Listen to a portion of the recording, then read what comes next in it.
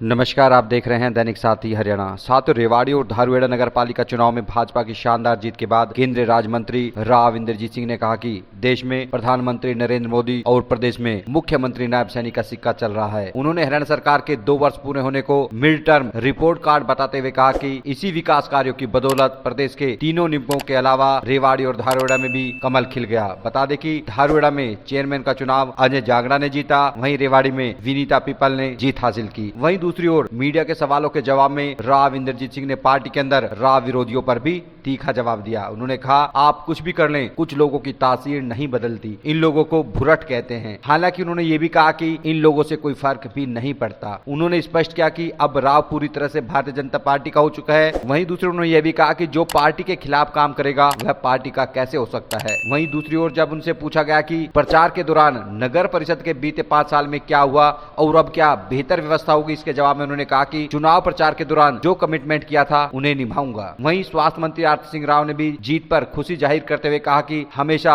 Bharatiya Janata party का झंडा सबसे ऊपर लहराएगा। बता दें कि जैसे ही जीत हासिल की, अनेक पार्षद रामपुरा हाउस पहुंच गए और राव का आशीर्वाद लेते हुए दिखाई दिए। इतना ही नहीं, पार्टी के अलावा 10 निर्दलीय पार्षद भी रामपुरा हाउस पहुंचे और पटका पहनकर राव का आशीर्वाद लिया और बहुमत पूरा करने का भी काम किया। बता दें कि भाजपा के 32 में से महज 12 पार्षद ही जीत कर आए थे, लेकिन अब निर्दलीयों के आने से जहां बहुमत पूरा हुआ, वहीं हाउस भी मजबूत हो गया। इस मौके पर भाजपा जिला अध्यक्ष वंदना पोपली, रेवाड़ी विधायक लक्ष्मण सिंह यादव, बावल विधायक डॉक्टर कृष्ण कुमार, पटौदी विधायक विमला चौधरी व भाजपा नेता सुनील मुसेपुर सहित अनेक प्रमुख नेता भी मौजूद रहे। वहीं लोगों का भी हुजूम रामपुरा हाउस में उमड़ता हुआ दिखाई दिया। चारों ओर रामपुरा हाउस खचाखच लोगों से भरा हुआ दिखाई दिया। ऐसे में समझा जा सकता है कि जिस तरह से रेवाड़ी व धारूहेड़ा की जीत हुई है, यह साबित हो गया कि राव आज भी निर्विवाद दक्षिण हरियाणा के सबसे बड़े नेता हैं।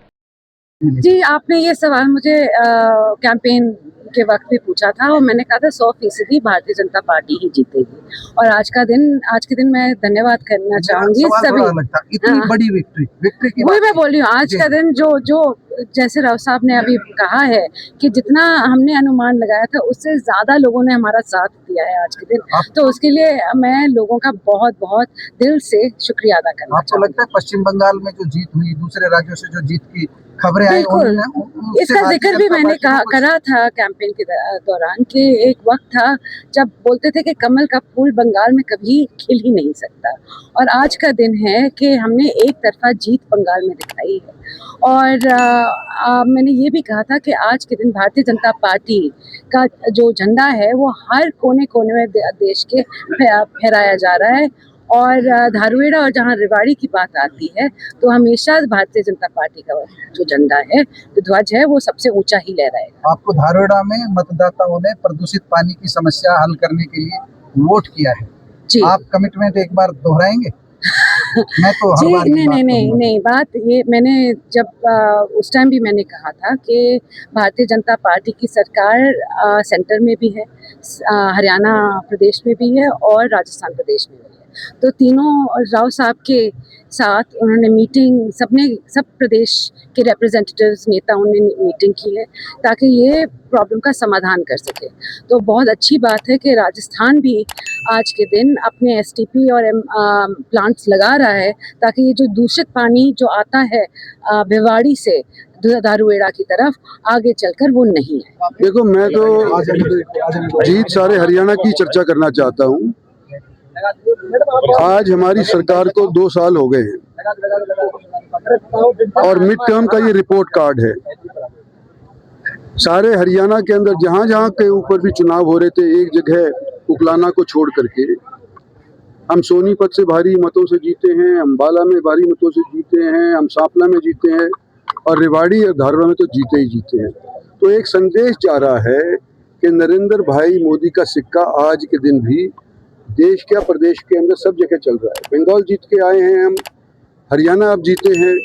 आने वाले समय के अंदर 3 साल के बाद हरियाणा के अंदर चौथी बार जब इलेक्शन होगा बीजेपी के लिए, मैं समझता हूँ ठीक ही होगा। तो आज के दिन सिर्फ रेवाड़ी वालों को ही मैं मुबारकबाद नहीं देना चाहता हूँ, बीजेपी के जिन भी कार्यकर्ताओं ने हरियाणा के इन इलेक्शनों के अंदर सक्रियता दिखाई है, उन सब की जीत है। और वोटरों की जीत है कि उन्होंने हमारी पार्टी के अंदर विश्वास रखा है। इस विश्वास को कायम रखना हमारे चुने हुए नुमाइंदों का फर्ज है। हम सब मिलकर के आने 3 साल के अंदर पूरा प्रयास करेंगे कि जो भी हमारे से हो सकता है उन प्रयासों के माध्यम से समस्याओं को हल करेंगे। साहब जब टिकट दिला रहे थे तो जीत की गारंटी भी देनी थी, उस वक्त क्या ये था कि इतनी बड़ी जीत हम हासिल कर पाएंगे? देखो, जीत की तो हमारे को गारंटी शुरू से ही थी, क्योंकि ये आपने देखा है पिछले 2-3 सालों के अंदर जब भी 2-3 वाक़ियों में जब भी हमारी पार्टी चुनाव के अंदर पब्लिक के पास गई है तो दक्षिणी हरियाणा की पब्लिक ने हमारे को सराहा है। इस बार भी यही उम्मीद थी कि दक्षिण हरियाणा की पब्लिक हमारे को सराहेगी, लेकिन हम उम्मीद कर रहे थे कि 20,000 रेवाड़ी के अंदर और हम उम्मीद कर रहे थे 5,000 धारूड़ा के अंदर। दोनों जगह हमारी जो एक्सपेक्टेशंस थी उसको लांग करके हम जीते हैं। धारूड़ा में 6.5 के हज़ार से जीते हैं और यहाँ पर 2200 के करीब 2200 के आसपास जीते हैं। तो ये मेरे को लगता है कि ये संकेत दे रहा है कि आज के दिन भारतीय जनता पार्टी का सिक्का हरियाणा के अंदर चल रहा है, हमारे चीफ मिनिस्टर साहब का सिक्का हरियाणा के अंदर चल रहा है और हमारे प्रधानमंत्री नरेंद्र भाई मोदी का एक आपने जिस समय कार्यालय ओपन किया था विनीता पीपल का, एक बात कही थी चील की आंख की तरह निगाह रखूंगा, तो आपने निगाह रखी थी ड्यूरिंग द इलेक्शन। पार्टी में कुछ बागी नजर आए आपकी आंखों से? देखो, मैं इतना ही कहना चाहता हूँ कि कुछ लोग ऐसे होते हैं जी, भुरुट तो आप जानते हो ना, तो उनकी तासीर भुरुट जैसी होती है, तो उनसे उम्मीद भी नहीं थी और अगर नहीं भी किया कोई फर्क भी नहीं पड़ा। राव साहब, एक एंटी राव खेमन भी काम कर रहा था, लगातार ये एक माहौल बनाया जा रहा था कि वो ताकि राव को सीधे कहते कि राव के खिलाफ वोट करना है, लगा कि वो कामयाब हुए और किस तरह का माहौल आपने देखा? आप मुझे ये बताओ कि मैं भारतीय जनता पार्टी का हूँ कि नहीं? जब प्रधानमंत्री ने मेरे को टिकट दे दी 3 बार और पब्लिक ने भारतीय जनता पार्टी के नाम पर मेरे को जिता दिया, तो राव जो भारतीय जनता पार्टी का हो गया, तो जो इसके कैंडिडेट को या बीजेपी के कैंडिडेट के खिलाफ काम करता है तो वो बीजेपी का कहाँ से रह गया, क्या मुंह लेकर के आएगा? आज की इतनी बुरी हुई नहीं है। तो इस बार की सभा में राव की जगह आरती राव ने कमान संभाली और नैया पार लगा दी, क्या कहें? आरती राव भी और साथियों के तौर के ऊपर अपने पूरे मन से लगी है। हमारे एमएलए लगे हैं, हमारे चेयरमैन लगे हैं, हमारे कार्यकर्ता लगे हैं, सारे के सारे मिल करके लगे हैं, जब जाके इतनी ऐतिहासिक जीत हुई है। उन सब का मैं धन्यवाद करता हूं। अगले 5 साल कैसे देखेंगे हम? रेवाड़ी शहर की जनता त्रस्त रही पिछले 5 साल। देखो, अगले 5 साल का तो मैं ब्यौरा नहीं दे सकता क्योंकि मैं तो 3 साल का यही मेहमान हूँ, लेकिन 5 साल के लिए ये जो जिताए हैं पब्लिक के अंदर, मेरे को पूरी उम्मीद है कि ये उनकी उम्मीदों के ऊपर खरा उतरेंगे। आपने कमिटमेंट किया था कि अगले जब भी रहेंगे चरण मैं मौजूद रहूंगा, उस 5 साल को भूल जाओ, तो कितने मैं 3 साल के अंदर तो जो मैंने कहा है उसको निभाऊंगा। बात हुई थी तो वो कह रहे हैं कि हम थोड़े ही दिनों के अंदर वहाँ पर जो एसटीपी है और केमिकल ट्रीटमेंट प्लांट है उसका शिलान्यास करेंगे और आपको बुलाएंगे।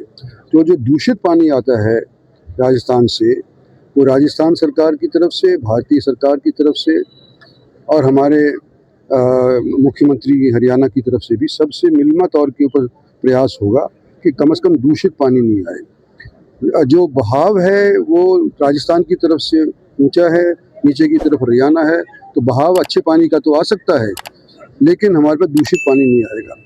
और जो दूषित पानी आज के दिन मसानी के बांध के अंदर जमा हुआ है, उसके बारे में लक्ष्मण सिंह ने भी कहा है, मैंने भी कहा है कि 218-20 करोड़ की एक स्कीम बनी है। इस स्कीम के तहत गंदा पानी यहाँ से निकाल करके ड्रेन नंबर 8 के अंदर डाल करके इसको निकालेंगे और उसके बाद स्वच्छ पानी ही, चाहे वो धारेड़ा से आए चाहे हमारी नहरों से आए, उसको हम मसानी बैराज के अंदर डालेंगे और पर्यटन बढ़िया स्तर बनाएंगे। एक सवाल, कल दिशा की बैठक में आप भी थे, फरीदाबाद में भी दिशा की बैठक थी, कृष्णपाल गुर्जर, मूलचंद शर्मा और अदल खाजी, 2 विधायक और 1 केंद्रीय मंत्री खुल करके अधिकारियों पर भ्रष्टाचार के आरोप लगाए। नगर परिषद में, वहाँ नगर निगम है, यहाँ नगर परिषद में भी पिछले 5 साल में काफी कुछ घटनाएं ऐसी घटी है। क्वालिटी ऑफ रोड्स, विशेष रूप से सीवरेज की लाइंस का, इनको लेकर के आपका कमिटमेंट रेवाड़ी की जनता के लिए हमको चाहिए। यहाँ तक कह दिया कि लूट के खा गए फरीदाबाद। देखो, रेवाड़ी का तो मैं पहले ही कह चुका कि मैं खुद आकर के देखूंगा कि किस तरह की हरकत यहाँ पर ना हो। जहाँ तक गुड़गांव की है, कल की समीक्षा बैठक के बाद मुझे संतुष्टि है कि जिस तरह के नए लोग वहाँ पर तैनात किए गए हैं, जो अफसर हैं, काम करना चाहते हैं, आज के दिन मेरे को ये उम्मीद है कि इस बरसात से पहले ही कुछ ना कुछ हमारे को अच्छा देखने को मिलेगा और आने वाले 2-3 साल के अंदर जो हमारी सरकार है उसके अंदर कई समस्या गुड़गांव की भी हल की जाए।